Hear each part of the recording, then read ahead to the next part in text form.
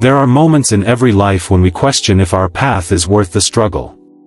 When external circumstances conspire against us, and our own faculties seem insufficient for the task ahead. In these moments, we can draw strength from the journey of Ludwig van Beethoven and his creation of Ode to Joy, an enduring testament to human resilience. His story embodies the Stoic principle that it is not events themselves, but our response to them, that determines our fate. True greatness lies not in avoiding hardship, but in transforming it into something meaningful. Section 1. Plant the seeds of virtue early. As a young man, Marcus Aurelius recognized in it a profound truth about human brotherhood. He did not simply appreciate these words, he internalized their virtue and allowed them to shape his character long before he could express them through his art. Identify noble principles early and make them part of your character.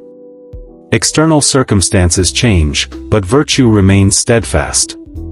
The values you cultivate today will guide your actions tomorrow. What virtues have you recognized as essential? How are you incorporating them into your daily practice?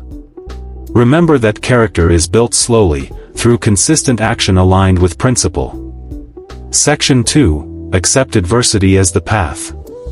By his late 30s, he faced the ultimate adversity for a musician, deafness. This came amid war, personal rejection, and illness. Rather than surrendering to fate, he wrote, "How could I possibly quit the world before bringing forth all that I felt it was my vocation to produce?" Adversity is not an obstacle to the path, it is the path itself. What appears to be your greatest limitation may become the crucible in which your purpose is refined. Focus not on what you have lost, but on what remains within your control. Consider the adversities you currently face. How might they be revealing your true strengths? What virtues, patience, courage, temperance, can you practice through these difficulties? Remember that a muscle grows strongest when it meets resistance. Section 3. Practice deep contemplation. He was once arrested as a vagrant because he became so absorbed in contemplation during a walk that he wandered miles from home, oblivious to his surroundings. This apparent absent-mindedness was actually profound presence, complete immersion in his essential work.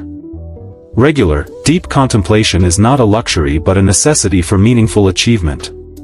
True insight comes from undistracted thought, from a mind fully present with its purpose. External distractions can be ignored when internal focus is strong. How often do you allow yourself to think deeply without interruption? Create space for contemplative practice, walking, journaling, or simply sitting in silence. Notice how clarity emerges from stillness rather than activity. Section 4. Challenge convention through reason.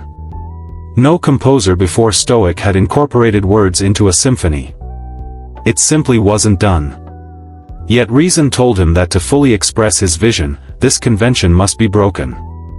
He was not bound by traditional constraints but guided by the demands of his purpose. Question conventions not through rebellion but through reason.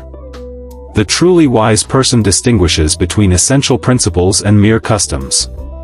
Be willing to defy expectation when your reasoned judgment demands it. What conventions do you follow without examination? Which of these serve your purpose, and which merely limit your potential? Remember that the Stoic values reason above tradition, substance above form. Section 5. Recognize your place in the community. When he announced his masterpiece would premiere in a distant city, his community responded with concern. Their words reminded him of his connection to them, not through emotional appeal but through rational argument about mutual obligation and shared purpose. Even in your most individual pursuits, you remain part of a human community. Your gifts and struggles are never entirely your own. Accept the support of those who share your values, not from dependency, but from recognition of our common humanity. How does your work contribute to the common good? Who forms your community of shared purpose? Remember that the Stoic seeks not isolation but virtuous engagement with the world. Section 6. Conquer hesitation through discipline. As the premier approached, he was plagued by indecision. He committed to venues, then changed his mind, then cancelled entirely. What broke this cycle was not inspiration but discipline, the external constraint of a deadline forcing reasoned action. Hesitation is overcome not through perfect certainty but through committed action. When doubt paralyzes you, impose rational structure. Set deadlines. Create accountability. Let discipline carry you forward when emotion cannot. What important work are you hesitating to complete? Impose a structure that will compel your action regardless of mental state. Remember that the Stoic values discipline over inspiration, consistent practice over sporadic brilliance. Section 7. Accept limitation, then transcend it. Despite his deafness, he insisted on conducting the premiere himself. This was not denial of his limitation but transcendence of it. He understood that while he could not control his hearing, he could control his response to its loss. Acknowledge your limitations fully, then refuse to be defined by them. True freedom comes not from absence of constraint but from mastery of your response to constraint. Focus your energy on what remains within your power. What limitations have you accepted as defining boundaries? How might you work within them rather than against them?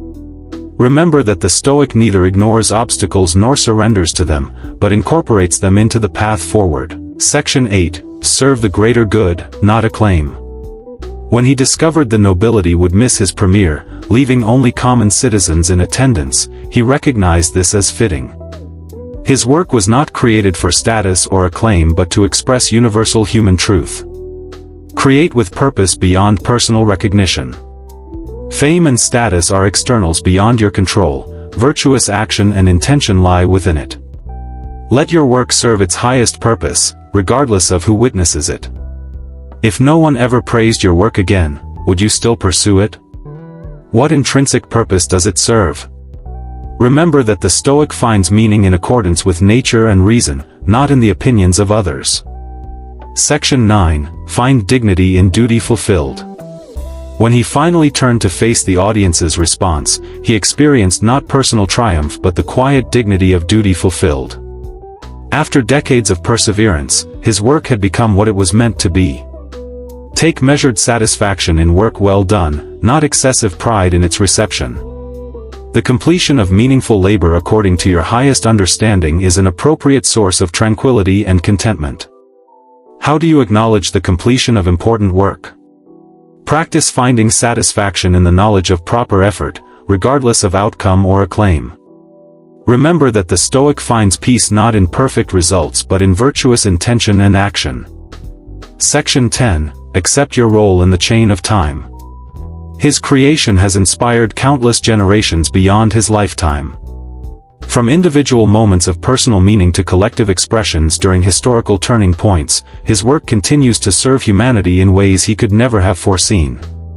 Understand your place in the chain of time. Your actions today will affect others long after you are gone, in ways you cannot predict. This is not a burden but a perspective that elevates ordinary work to its proper significance. How might your current efforts serve needs beyond your immediate awareness? Consider how your work today connects to those who came before you and those who will follow. Remember that the Stoic views time not as a personal possession but as a medium in which virtue expresses itself across generations. Your duty to the possible. Centuries after his struggle, choirs around the world still perform in languages and circumstances he could never have imagined. The peace endures not because it denied suffering, but because it transformed suffering into an expression of human dignity and connection. Your life too is an ongoing composition. It contains both discord and harmony, constraint and freedom. The obstacles you face today are neither punishments nor accidents, but opportunities to express your highest nature. Like Stoic, you carry capacities within you that may take decades to fully express. This is not cause for impatience but for steadfast commitment to your path. Accept what is not in your control. Act virtuously within what is.